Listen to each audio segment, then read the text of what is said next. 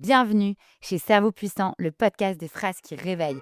Un espace où l'on parle de ce qui façonne une vie, des peurs qu'on dépasse, des mots qui sauvent, des chocs qui révèlent, des valeurs qui tiennent debout.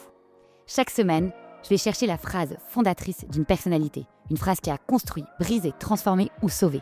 Parce que certaines paroles deviennent une boussole, parce que tout commence par une prise de conscience, parce que chacun porte en lui une lumière en attente. Et j'ai la chance d'être soutenue pour ce podcast par l'agence de communication Surf.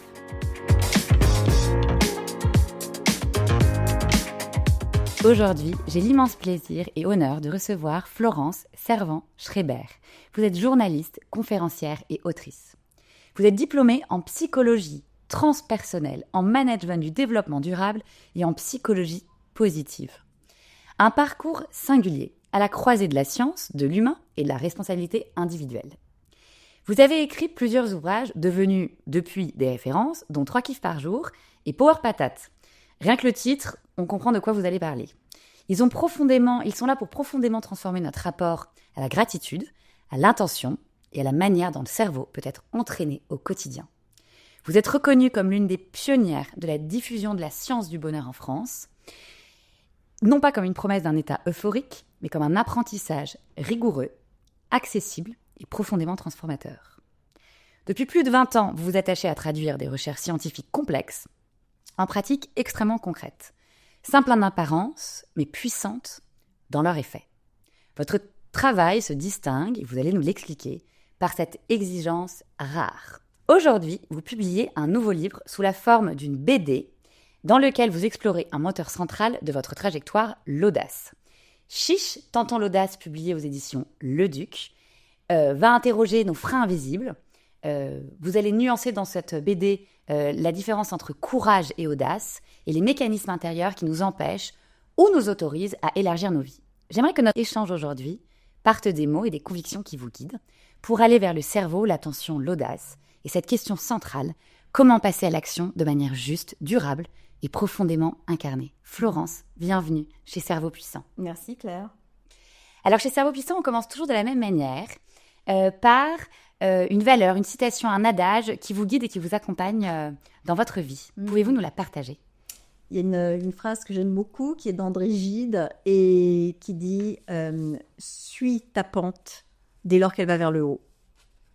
Et je trouve qu'en effet, on peut glisser en arrière, puis on peut remonter, puis on peut reglisser un peu en arrière, puis on peut remonter. Nous avons tous une pente, une trajectoire d'évolution, parfois en croissance. Et donc, j'aime beaucoup cette idée d'aller vers le haut. C'est vrai que je ne la connaissais pas. Merci pour ce partage.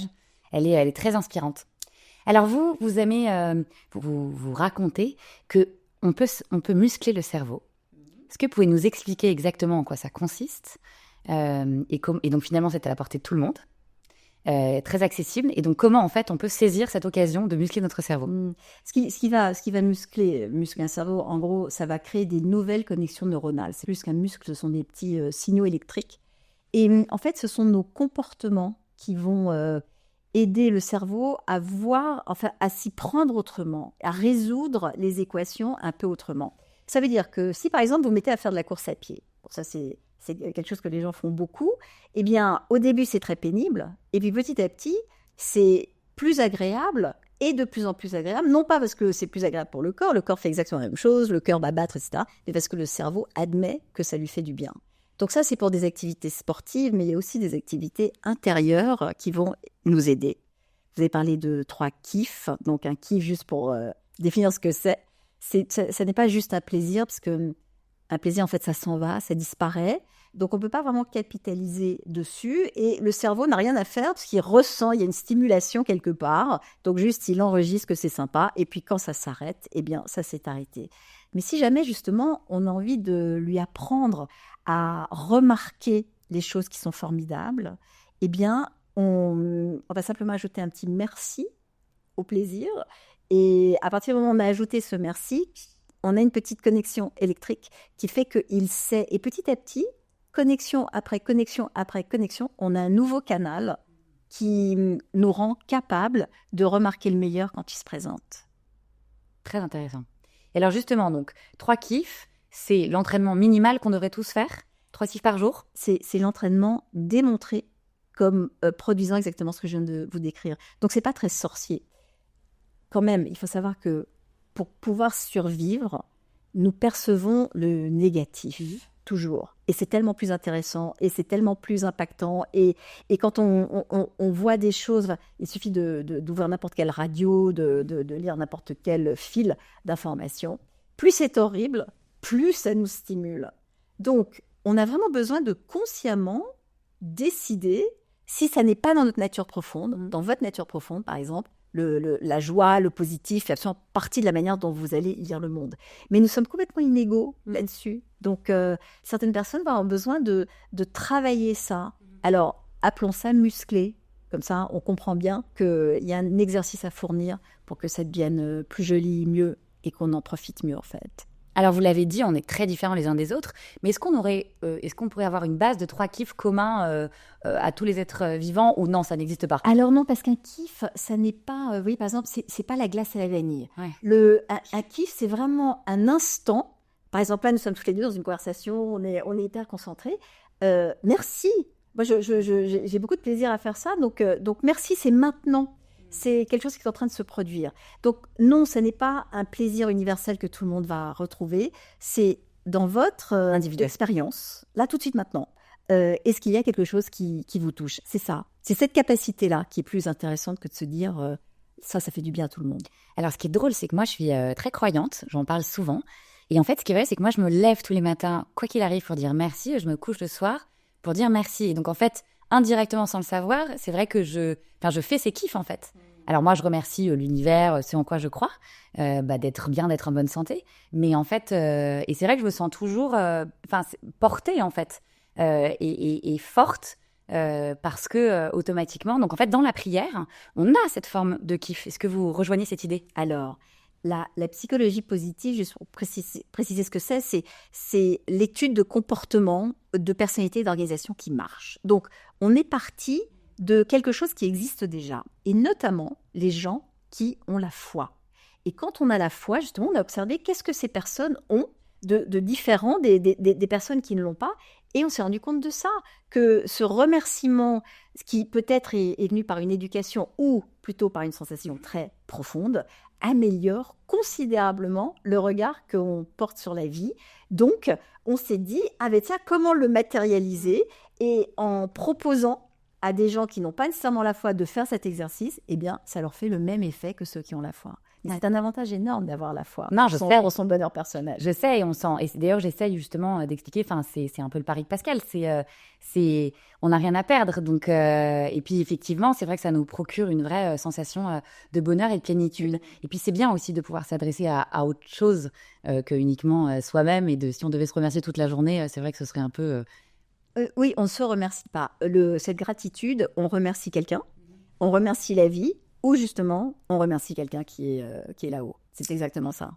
Alors, comment faire, donc, justement, quand on a des moments durs, quand on a des moments de solitude, pour avoir ces kiffs par jour? Comment on fait quand on traverse une épreuve? D'abord, il faut savoir que nous avons absolument le droit de traverser ces épreuves, de nous sentir de travers. Il faut commencer par simplement accepter que ça s'appelle être humain. Nous sommes humains, nous sommes humaines, et quand ça ne va pas, on a le droit de ressentir ça. Et on ne peut pas juste le masquer, l'enlever, le remplacer par autre chose. Il y a toujours une courbe. Et en général, la courbe va remonter, mais souvent, il faut qu'on touche un peu le fond. Donc, ne pas se dire que dans ce moment-là, je dois m'imposer de trouver des kiffs. Néanmoins, dans ces moments-là, si je me dis volontairement, allez, cherche une seule source, on fait ça en allant se coucher en fait. Qu'est-ce qui aujourd'hui s'est bien passé? Mais ça peut être le métro qui est arrivé sur le quai en même temps que moi. On est sur des choses extrêmement basiques comme ça. Petit à petit, quand on va mal, la focale est toute petite, et on voit absolument plus rien. Et en fait, si je me dis, le métro est arrivé en même temps que moi, hop, la focale sera un peu.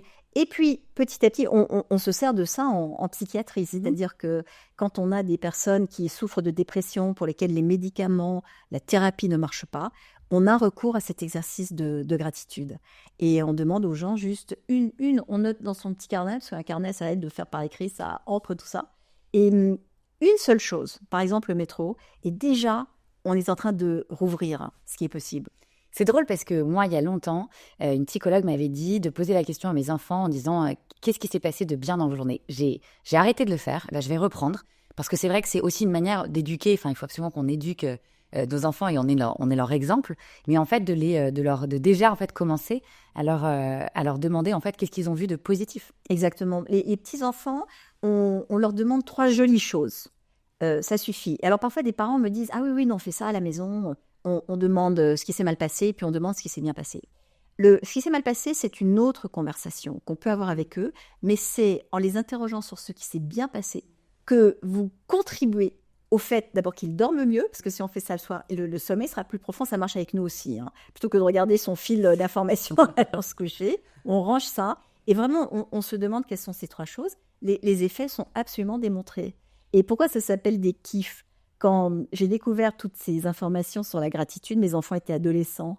Et il faut savoir qu'on vit plus longtemps aussi quand on fait ça. Ça va avoir un impact physiologique. Donc, j'avais envie de leur expliquer. Et alors, pour leur dire à table, à 12-13 ans, alors voilà, la gratitude, donc ça n'avait pas marché. Donc, j'aurais dit si on trouve 3 kiffs, et ça a fonctionné. Donc, on a fait ça sur le plan familial. Aujourd'hui, ils sont grands. Et vraiment, j'ai des enfants qui savent se réjouir de la vie qu'ils ont et de qui ils sont. Et parfois, il leur arrive même de nous remercier d'être leurs parents. Donc, Waouh, ça c'est c'est un ça c'est le investissement. Graal. Ça c'est le Graal, le rêve de tout parent. Ça n'est pas constant, mais de temps en temps, il y a des moments où ils en sont capables. Mais c'est vrai que même nous, en tant qu'enfants, on n'a pas toujours dit à nos parents, nous-mêmes, en fait, qu'on les remerciait d'être... On parlait tout à l'heure dans une autre conversation des dîners de Noël, où justement, ça provoque beaucoup d'émotions, d'énergie, ça peut un peu nous fatiguer émotionnellement. Et c'est vrai que, pareil, à nouveau dans la gratitude, souvent, on ne reconnaît pas aussi, on considère que c'est acquis, en fait, nos parents, ce qu'ils nous ont donné. Et c'est important aussi à eux de leur dire merci de m'avoir permis d'être qui je suis aujourd'hui. Je trouve Noël totalement incompatible avec la gratitude. Il se passe toujours tellement d'autres choses. C'est ce qu'on disait. Mais je vais vous confier quelque chose, c'est que donc cette gratitude a pris une telle place dans nos vies parce que vraiment, ça a amélioré pour moi l'expérience d'être Florence. Je suis parisienne, je suis de 3e génération de parisienne, donc je critique tout. Et c'est ça, en fait, qui me fait vibrer. Et donc j'ai beaucoup étudié aux États-Unis et j'ai découvert ça là-bas, où je me suis dit, mais je peux aussi rajouter un peu de soleil en dehors de la critique. Et comme ça a fait une différence, j'ai commencé donc avec mes enfants, donc avec mon mari, on a fait ça. Et puis forcément, des copains qui venaient à la maison se sont retrouvés pris dans notre piège des kiffs à table. Et depuis maintenant 15 ans, j'organise une fois par an un dîner des merci, ça s'appelle comme ça, dîner de kiff. Et nous sommes 22, parce que ma table ne contient pas plus quand j'ai mis absolument toutes les rallonges. Et ce soir-là, la seule chose que nous faisons, bon, d'abord on mange, on boit trop, etc. Mais surtout, on fait un tour de cette table pour que chacun exprime ses 3 kiffs de l'année. C'est mieux qu'une série Netflix. Évidemment. Parce qu'on retrouve les mêmes personnages, pas exactement. C'est une famille choisie, vraiment. Donc, c'est pas Noël, hein. Ce sont des gens que nous choisissons mutuellement. Et personne ne ratera cette soirée-là. Ça nous donne, en fait, c'est avant Noël. Comme ça, on peut supporter Noël après. Mais c'est absolument... Vraiment, c'est magique. J'ai pas d'autres mots. C'est magique. J'adore cette idée. Je vais essayer de faire la même chose parce que c'est vrai que ça donne vraiment envie. Après, qu'est-ce que vous dites, par exemple, si quelqu'un dit oui, enfin bon, c'est sympa, dans la critique, donc c'est moi qui vais faire la parisienne là, bien sûr. Et vous dire oui, enfin bon, c'est gentil tout ça, mais en fait, en vrai, c'est pas un peu neuneux, 3 kiffs par jour avec les copains autour d'une table. Qu'est-ce que vous pouvez répondre à ça? Mais c'est tellement anti-neuneux. Alors, ce que je vais répondre à ça, c'est que évidemment, le réflexe que nous avons immédiatement, c'est de dire ça, c'est de dire c'est cucu, c'est neuneux, ça. D'abord, tout ce que je vous raconte a été démontré dans des laboratoires. Donc, c'est ça qui est aussi intéressant, c'est de se dire, OK, j'ai l'information. Qu'est-ce que j'en fais? Je déclare qu'elle est neuneu ou j'essaye? Et en fait, dans tout ce que nous faisons et dans tout ce que nous critiquons, c'est toujours la même chose. Est-ce que juste je donne mon avis? Alors, il faut savoir aussi que dans notre pays, il y a un truc, c'est qu'on a le sentiment que si on ne critique pas, on n'a pas l'air intelligent. Nous venons d'une énorme lignée d'intellectuels. Et c'est vraiment notre truc, c'est que si jamais les Américains, par exemple, ils disent sur oh great, donc Wonderful, amazing. Voilà, wonderful, amazing, ils ont dit franchement, parce que c'est pas notre culture. Mais en attendant, il y a des choses great justement et amazing. Et sans en arriver là, je propose vraiment qu'on essaye. Juste d'essayer, c'est ce que j'ai fait en fait. J'étais très récalcitrante, j'ai dit qu'est-ce que c'est que ça? Mais j'ai essayé, je me suis dit, tiens, ça a bon goût cette affaire. Donc on essaye. Puis moi, vous prêchez une convaincue. Hein. Oui, je Pas sais, ça mais du tout. je dis ça Mais pour les gens qui sont critiques et c'est tout à fait normal de l'être. Mais essayons avant de... bien sûr, avant de critiquer. Mmh. Vous avez bien raison. Alors, on va évidemment parler d'audace, que c'est aussi le sujet du jour. Est-ce que l'audace, c'est un super pouvoir? L'audace, c'est un contre-pouvoir contre le désespoir.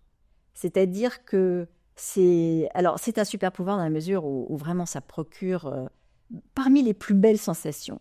C'est... vous voulez que je vous dise ce que je vois derrière l'audace? S'il vous plaît. C'est quelque chose, c'est un élan que nous allons appliquer qui est complètement, le terme que j'utilise, c'est auto-infligé. C'est-à-dire que personne, il y a des choses que nous faisons, que vous faites, personne ne vous a demandé de faire ça. Personne ne vous a obligé à faire ça. Aucune circonstance ne vous a poussé vers ça. Vous décidez, je vais faire un podcast. Et qui vous a dit ça? Qui vous a obligé? Absolument personne. Or, ça demande énormément d'efforts, ça demande de l'organisation, ça demande de la réflexion, ça demande un investissement énorme. C'est audacieux. Et le bénéfice de ça, c'est vous qui le connaissez, vous êtes la seule à savoir quel est le résultat intérieur que ça vous procure. Et tant que ça vous procurera ce résultat, vous continuerez. Donc, vous choisissez, vous le faites, et hop, oui, c'est une source d'énergie qui est complètement dingue et qui nous permet de supporter le reste. Parce que pendant ce temps-là, il y a des choses qui ne sont ni audacieuses, ni faciles. Et il faut vraiment équilibrer entre ce qui nous donne de l'énergie, audace en fait partie, et ce qui nous coûte de l'énergie. Il y a quand même pas mal de choses que nous faisons qui nous en coûtent. Et alors, comment reconnaître, justement? Alors, reconnaître que ça nous donne de l'énergie, c'est facile, mais parfois, on tarde trop à reconnaître ce qui nous coûte. Comment est-ce qu'on peut intelligemment, très vite, apprendre à distinguer? C'est vrai? Vous trouvez qu'on tarde trop? Moi, je crois qu'au contraire, on les connaît, mais on les tolère. Non, voilà, c'est exactement ça, et vous avez raison. Oui. Nous allons tolérer aussi longtemps que nous allons tolérer. Je suis persuadée que nous faisons chacune et chacun du mieux que nous pouvons. Par définition, parce qu'on ne peut pas faire mieux, parce que c'est déjà le mieux que nous pouvons. Et puis un jour, il y a quelque chose, soit qui pique trop, soit qui fait trop mal, soit qui nous empêche de faire quelque chose. Et à ce moment-là, on se dit, mais c'est quoi ça? Et c'est là peut-être où on se dit, j'ai envie de m'y prendre autrement. Ça, c'est vraiment pour gérer ce qui est difficile. Mais je suis extrêmement portée et je préfère promouvoir ce qu'on appelle les traumatismes positifs. Un traumatisme positif, c'est comme un traumatisme, c'est-à-dire que c'est quelque chose qui se produit. Mais au moment où ça se produit, ça va nous ouvrir un champ ou nous ouvrir une sensation. C'est un peu comme de tomber amoureux, mais on peut tomber amoureux de situations et d'événements.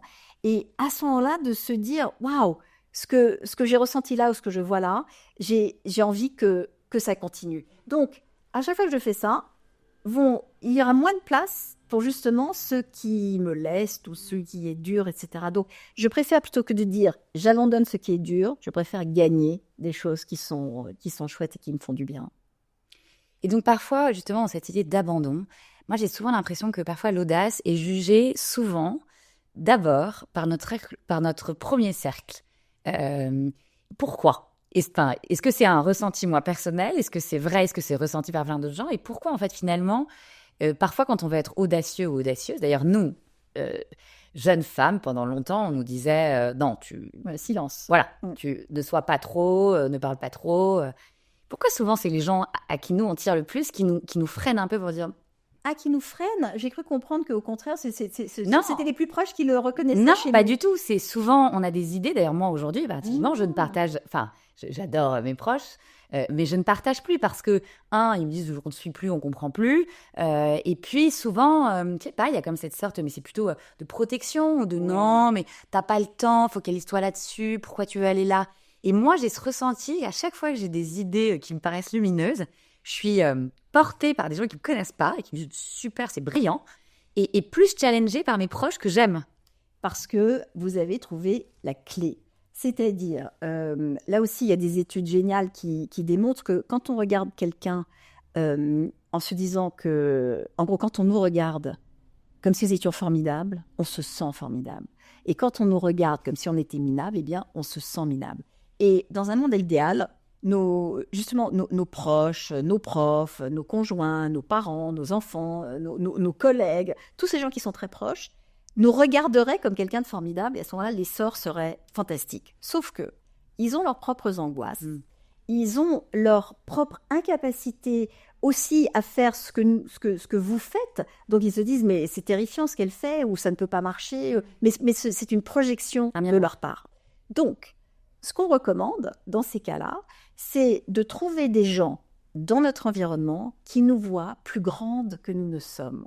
Et à ce moment-là, c'est à ces gens-là qu'on va raconter ce qu'on a envie de faire. Et eux nous disent, mais oui, c'est génial parce qu'on a besoin de ce miroir. Nous sommes incapables de travailler sans miroir humain, c'est-à-dire sans quelqu'un qui nous regarde. Donc, on peut sélectionner pour des choses en particulier. Et je sais très bien, par exemple, dans ma famille, qui va me dire, je sais pas, voilà, ou qui va me dire, évidemment, Flo, fais-le. Et donc, là aussi, on peut s'organiser. Et c'est pas juste pour qu'on nous trouve génial, c'est parce qu'on a besoin qu'un regard nous dise, c'est possible. Donc ça aussi, ça s'organise en fait.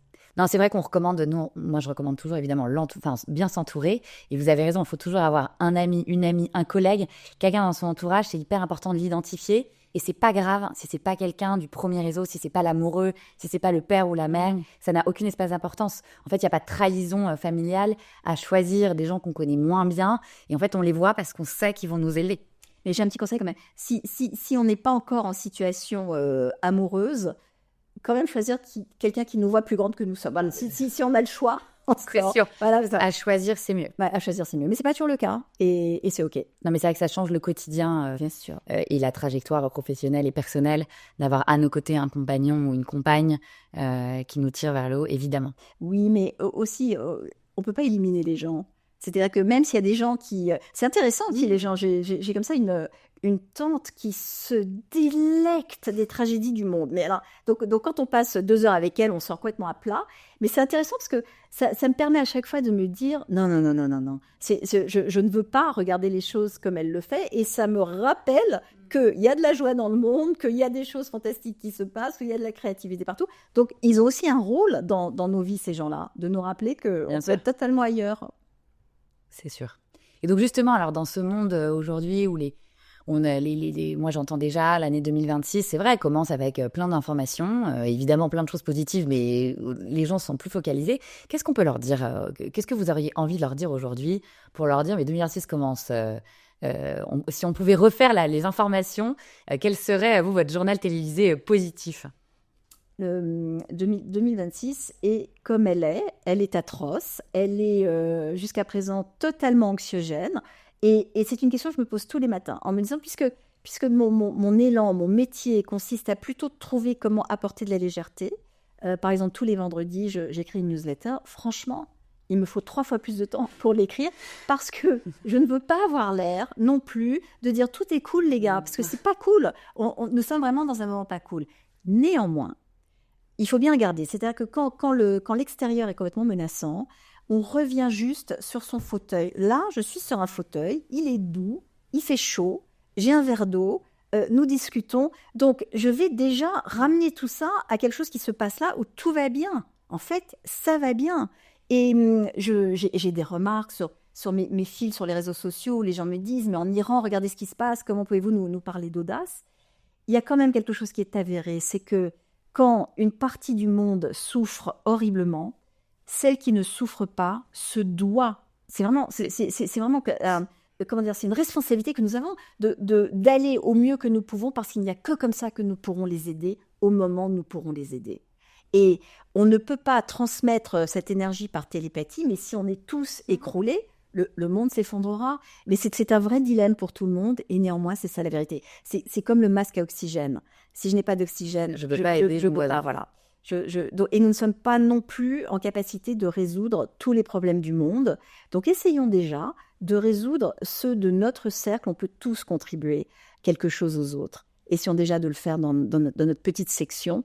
Déjà, comment dire, ça fait honneur à ceux qui sont. Mais bien sûr. Voilà. Et puis vous avez raison, quand on se compare au reste du monde, on est dans une démocratie so far, on est libre, on a la santé qui nous est accessible, peu importe les jugements qu'on peut y porter, on a l'éducation qui est offerte à nos enfants. Enfin, je veux dire, ça fait quand même déjà un paquet de choses par rapport aux autres. Donc là, vous avez raison, c'est que de nous larmoyer sur ce qui se passe ne changera rien à l'État.